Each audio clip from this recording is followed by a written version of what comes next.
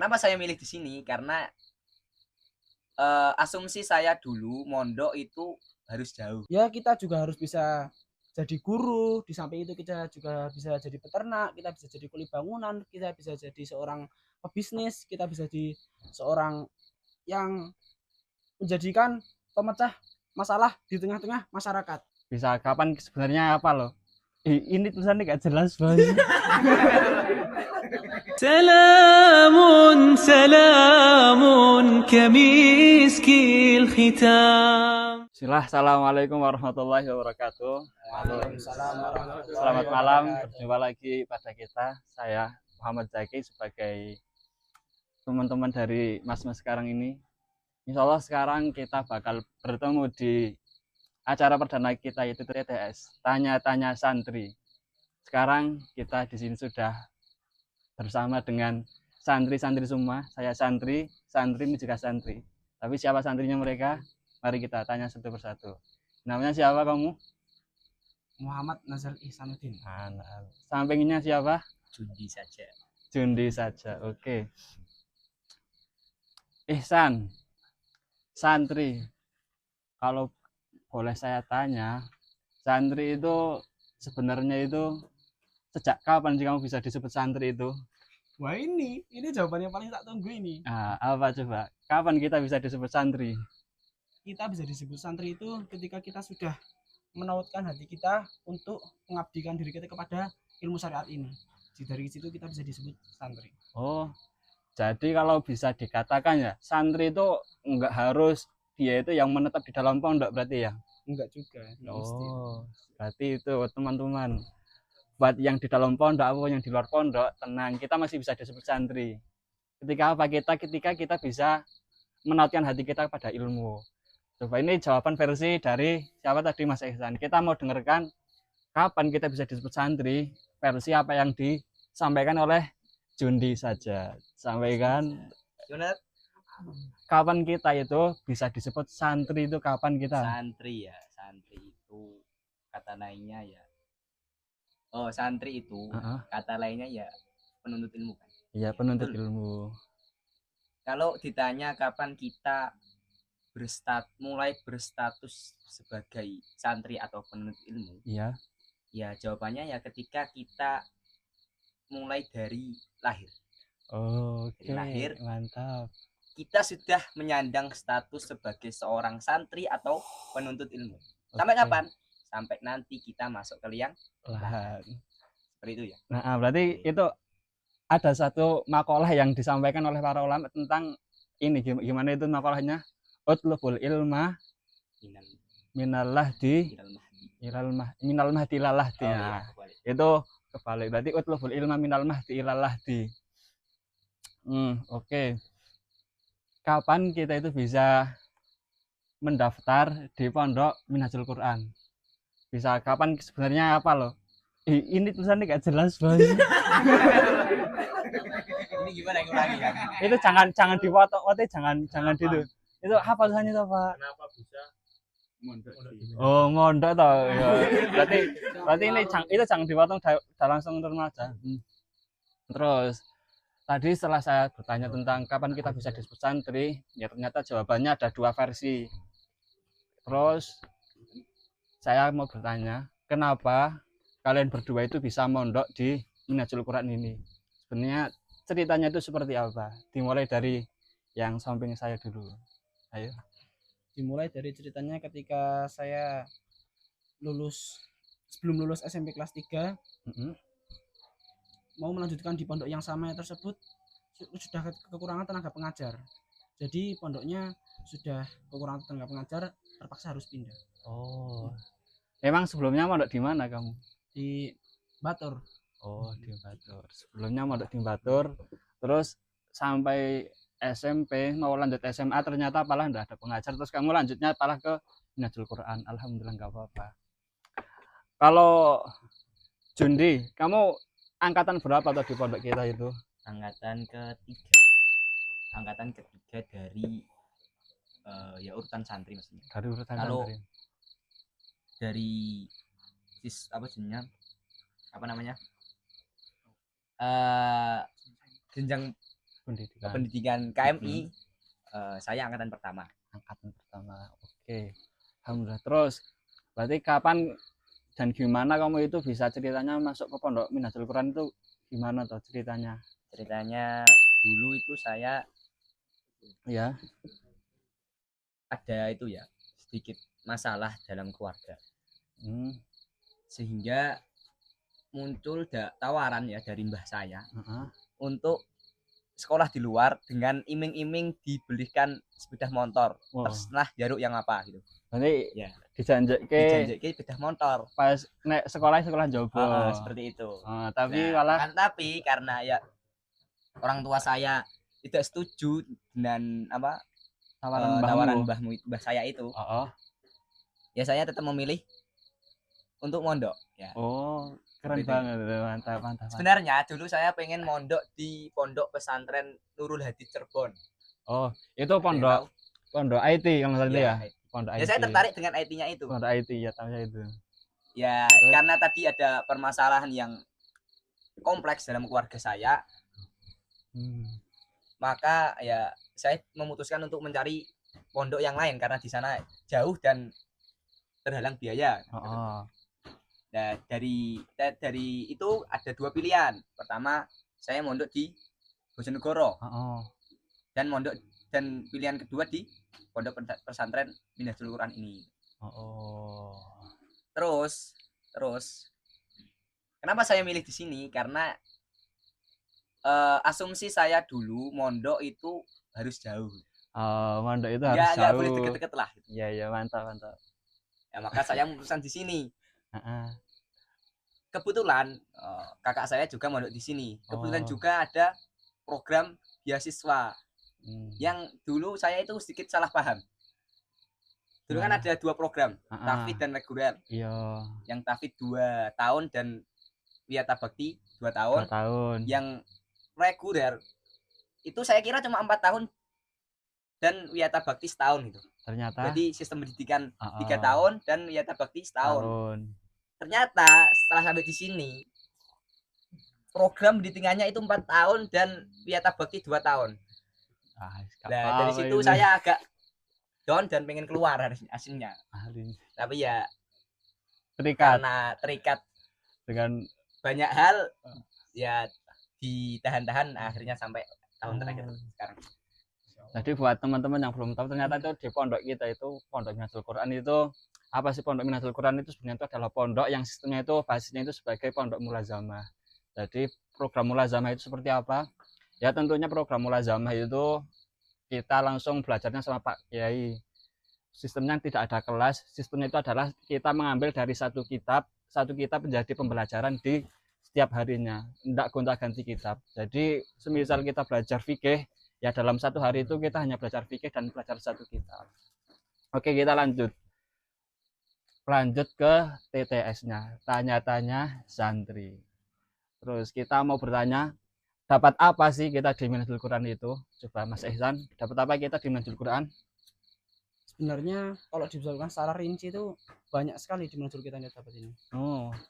Tapi di antara beberapanya adalah kita di sini dijadikan untuk bisa menjadi multi talenta. Semuanya harus bisa. Contohnya gimana? Ya kita juga harus bisa jadi guru, di samping itu kita juga bisa jadi peternak, kita bisa jadi kuli bangunan, kita bisa jadi seorang pebisnis, kita bisa jadi seorang yang menjadikan pemecah masalah di tengah-tengah masyarakat. Dan itu sangat kompleks, bermacam-macam. Jadi sangat banyak. Berarti kalau boleh kita simpulkan, kita di sini pondok kita itu dididik untuk hanya pada satu kalimat, yaitu apa? Tentang kata bermanfaat.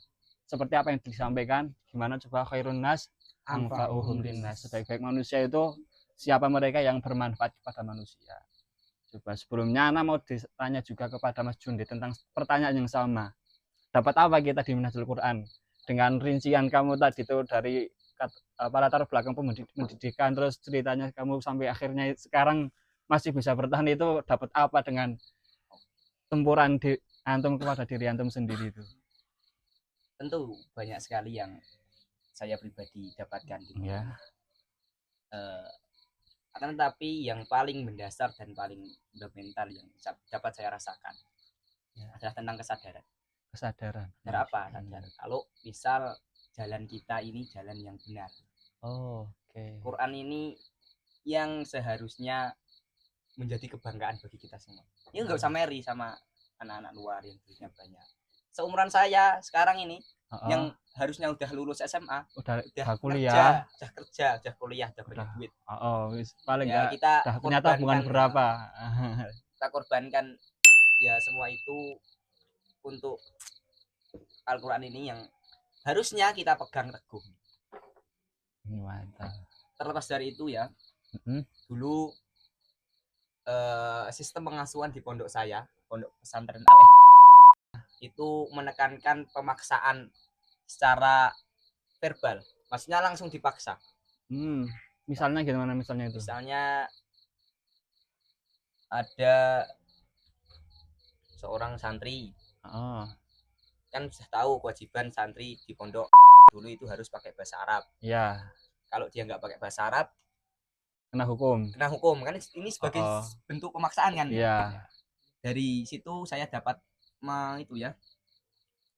menyimpulkan di sini itu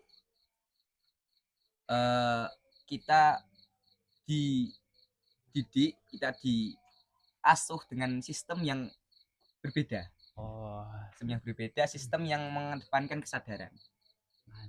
Berarti apa yang kita dapat di pembelajaran di pondok ini tuh berarti yang paling mendasar itu yang kamu rasakan itu berarti pertama itu adalah tentang kesadaran berarti ya. Bahwa ya. Kesadaran bawah sadar lah Mas. Itu sangat keren banget. Dan sedikit kritik ya, kritik untuk sistem pengasuhan pondok ini. Terus gimana itu? Sampaikan. Menurut saya, sifat dasar manusia itu untuk mencapai pengetahuan dan pemahaman memang harus dipaksa. Betul nggak? Betul. Coba dipikirkan lagi kalau memang ada yang janggal. Ya enggak, itu memang dipaksa. Iya enggak? Dari kecil kita pengen kita meraih pengetahuan bagaimana cara berjalan, kita memaksa diri kita sendiri untuk berjalan, melatih diri kita sendiri untuk berjalan. Kalau nggak mau melatihan ya nggak bisa berjalan gitu kan. Ya semuanya seperti itu, dalam kehidupan manusia itu semuanya seperti itu. Nah, menurut saya sistem pengasuhan di pondok pesantren Minhajul Quran ini bagus untuk para santri-santri yang sudah sadar. Sistem kesadaran ini bagus untuk para santri-santri yang sudah sadar. Kalau yang belum sadar ya harus dipaksa. Enggak, sebenarnya itu kalau antara paksa dan tidak dipaksa itu oke lah, kita bisa memaksa, tapi yang dari belakang dipaksa itu tentang apa? Tentang kita dihukum atau tidak dihukum. Ya. Nah, itu kan. Nah, sini saya memberikan solusi lagi. Gimana itu?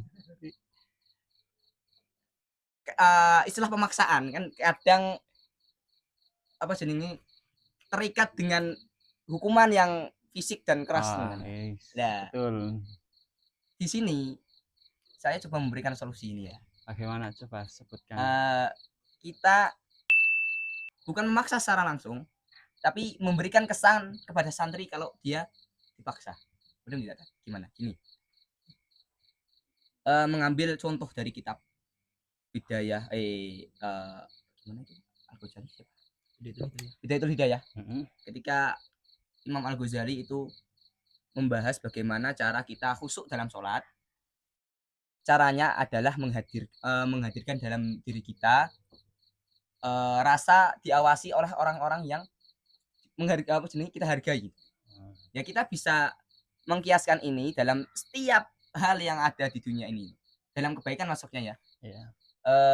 Jadi seperti ini. Ya, kita harusnya sebagai seorang pengajar atau pembimbing santri ya harusnya itu mendampingi santri 24 jam. Ya, betul. Seperti itu. Agar santri itu sungkan untuk melakukan pelanggaran. Betul. Ya. Sebagaimana tadi Imam Al-Ghazali menyuruh menghadirkan dalam diri rasa pengawasan orang yang kita hargai agar kita khusyuk dalam sholat. Artinya kan kita sungkan untuk tidak khusyuk dalam sholat. Oh gitu berarti. Nah itu ini membangun pemahaman nanti kalau ustadznya itu tidak ada, maksudnya sama ustadz saja saya sungkan, apalagi kalau sama Gusti Allah gitu. Oh iya. Ya ini mau kesadaran. Lah kalau sudah sadar baru sistem yang terjadi di pondok ini cocok untuk santri-santri yang sudah sadar. Kalau nggak sadar buat apa gitu.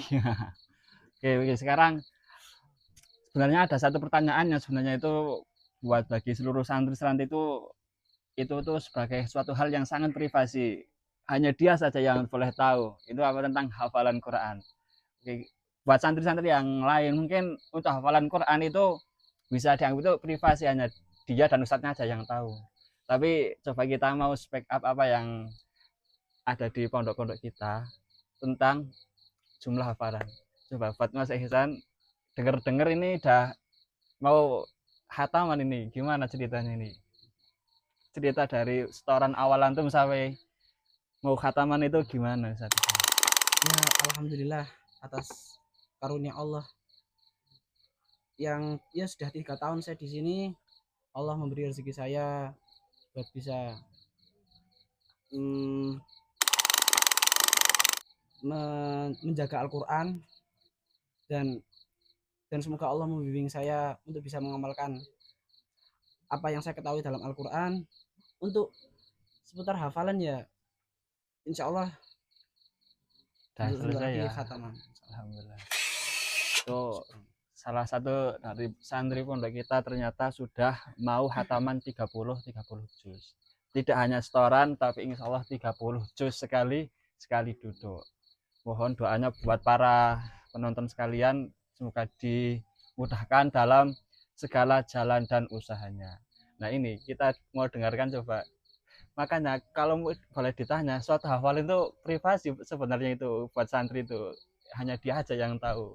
Coba, tapi kita mau dengar apa pertanyaan, apa jawabannya yang disampaikan sama kamu Jun. Kamu hafalannya berapa kamu? Hafalan saya baru 12. Insya Allah menuju 13. Itu ya. Alhamdulillah itu. Alhamdulillah sekali. Selama berapa tahun itu 13 juz itu? 13 juz 3 tahun. 3 tahun. Itu tergantung lama sih. Ya. Maksudnya tergolong lama. Oke, 13 banyak mainnya sih. 13. Iya dia yang menurut saya yang terpenting itu bukan banyaknya. Sebagaimana yang kita ketahui bersama. Yang terpenting bukan banyaknya. Itu iya memang itu, tapi kita harus mengusahakan. Iya, mengusahakan benar sekali. Tapi kan ya kadang kali kita itu lupa tentang apa yang harus kita lakukan, dan kita kalau dinasehati nggak mau. Ya, seperti contohnya, ini sangat sesuai dengan firman Allah ya, dalam surat Yasin. Gimana? Yang cerita tentang Ashabul Qaryah. Mereka itu orang-orang yang aslinya tahu, ya. Sudah diberi anugerah 2 rasul ditambah 1 rasul, aslinya tahu kalau ini benar-benar petunjuk. Tapi apa? Coba. Apa yang mereka lakukan? Mendustakan. Ketika ditambah lagi seorang laki-laki yang datang dari mana itu? Dari kota ya, yang tergesa-gesa terus menyeru untuk beriman, apa yang mereka lakukan? Dibunuh. Gara-gara tahu tapi enggak. Tanggung jawab ya. Tahu tapi enggak mau menerima kebenaran, gitu loh. Coba kita introspeksi diri kita sendiri. Kadang kita seperti itu. Seringkali malah. Apa bedanya kita dengan Abu Jahal kalau seperti itu? Dengan Walid bin Mughirah, dengan Abu Lahab, apa bedanya? Kita menolak kebenaran yang sebenarnya kita tahu. Oke, berarti kalau boleh kita simpulkan, ketika kita sudah tahu, berarti kita harus berani tanggung jawab. Ketika kita sudah menghafal, kita harus tanggung jawab. Tanggung jawab apa? Kita sudah tahu, berarti kita harus mengamalkan. Kita harus taslim lah, kita sudah tahu itu bahasanya kalau itu benar gitu loh. Kita harus taslim, kita harus menerima. Terus apa ketika tanggung jawab apa ketika kita sudah menghafal, ya kita harus berani murojaah. Oke. Terus ini buat pertanyaan terakhir sebelum kita tutup. Mau kemana sih setelah kamu lulus di Minhajul Quran ini? Buat siapa dulu ini? Buat Jundi dulu. Jundi dulu, kamu dulu aja. Mau kemana ketika kamu tuh sudah lulus di pondok ini tuh, kamu mau kemana? Itu ya pengennya melanjutkan pendidikan. Katanya bahasa Inggris kamu. Pengen. Terus selain bahasa Inggris apa? Mendalami bahasa Inggris. Selain bahasa Inggris ya tentu ilmu syariat yang menjadi prioritas utama Oh, dalam kamu cocok kamu untuk belajar itu apa? itu Nanti apa namanya, apa? aslinya itu nggak terlalu penting mau kemana, Iya, tapi ngapain di sana gitu. itu ada satu kata tuh. Apa? Ya? Lupa aku kata. Ada satu kata yang laisal muhim apa ya? Aina anta, tapi biman anta wa kaifa anta gitu loh. Nah, Betul ya itu.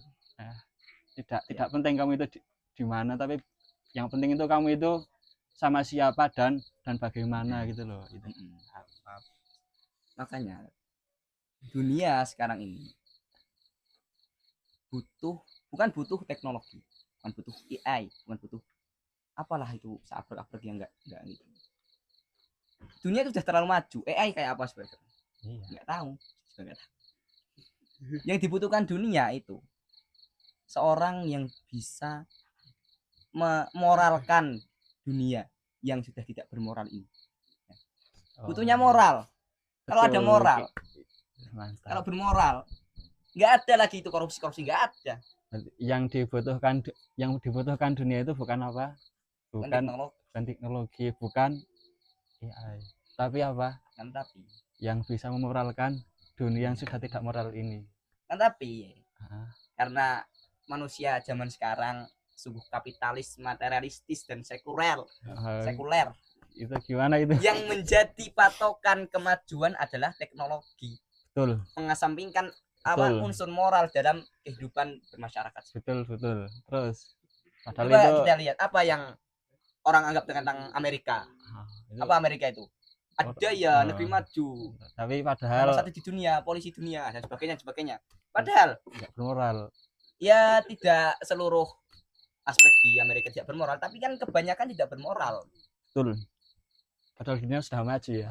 Apalagi Indonesia. Teknologi nggak ada, miskin, SDM rendah, tidak bermoral. Jadi apa? Aneh, oke. Betul. Ini ihsan apa tadi? Bentar, sebelum selesai. Ini ya. Maka dari itu, sebagai seorang santri, kita tidak boleh lupa apa tugas kita. Apa tugas kita? Coba dijawab, Pak Ustadz. Apa sih kita ya? Ini saya menjadi khalifah, kita menjadi khalifah. Menjadi khalifah. Apa tugas menjadi khalifah itu apa? Di khalifah itu menjaga tatanan kehidupan. Dengan cara yang menegakkan syariat Islam. Paling dasar, apa yang harus kita bangun untuk menegakkan keadilan dalam kehidupan? Nahi mungkar itu ya sudah cukup itu. Gini, itu betul sekali yang dijawab Ustadz Muhammad. Benar sekali. Tugas kita sebagai seorang santri itu memenuhi kewajiban kita sebagai khalifah di muka bumi. Itu dapat saya tarik ya. Maksudnya simpulkan bahwa tugas kita sebagai seorang santri itu memoralkan dunia. Ya enggak? Betul. Itu tugas kita memang moralkan. Ya, jadi kita harus bermoral dari diri kita sendiri ya. Kita mulai dari diri kita sendiri. Kalau Anda tidak bermoral, bagaimana Anda memoralkan orang lain? Betul itu ya. Kesimpulannya? Kita harus menjadi bermoral. Tadi pertanyaannya apa? Kamu masih ingat nggak pertanyaan? Jawab aja langsung. Dari sini mau kemana? Habis ini mau kemana? Sebenarnya ya sama seperti Jundi saja. Laisal muhim. Pengen melanjutkan jenjang pendidikan. Tapi ya setelah saya pikir lagi-lagi yang saya prioritaskan adalah level keilmuan. Bukan jenjang pendidikan, bukan level jenjang pendidikan. Betul. Ini ada level keilmuan. Enggak. Terus. Berarti itu maksudnya gimana berarti itu? Berarti ya yang memang level jenjang pendidikan itu menjadi pengaruh sih. Tapi bagaimana jika seseorang yang sudah S3, S4 kalau ada, itu kalau misalnya suruh baca kitab gundul kayak gini aja ini pletot-pletot. Ya apa gunanya sama santri yang 20 tahun khidmat sama kiainya. Jadi ya itu menaikkan jenjang keilmuan daripada pendidikan. Mantap. penutupnya ya, ini penutup buat kita. Pesan untuk seluruh santri di dunia. Ini kita satu-satu orang aja, coba kita dengarkan acara dari Jundi, coba berikan satu pesan untuk santri di seluruh dunia. Antum ayo Jun, kasihkan pesan ke seluruh Pesannya santri udah itu. saya sampaikan tadi. Ya, Ya. ya itu tadi. Tugas kita sebagai seorang santri tentu untuk membuat dunia ini adil dan beradab sebagaimana Pancasila. Pancasila. Ya. Nomor istilah berapa itu? Saya juga lupa. Indonesia kapal Pancasila. Ya itu pokoknya. Oke, alhamdulillah. Tapi kok dimakan tuh loh, dimakan dulu. Ada dimakan itu boleh, ini halal, ini halal. Dimakan itu makan. Nih, tapi kita sudah selesai untuk momen TTS kali ini. Buat momen kedepannya, insya Allah tetap kamu wajib lihat di channel di channel YouTube pondok kami, yaitu di Minhajul Quran. Ada di bawah ini, silakan nanti antum lihat dan di subscribe, jangan lupa buat nonton yang lebih versi lengkapnya. Kita di sini kita cukupkan, jangan lupa like, subscribe dan komen, dan disebarkan di media sosial antum semua. Walakhir, assalamualaikum warahmatullahi wabarakatuh. Waalaikumsalam warahmatullahi wabarakatuh.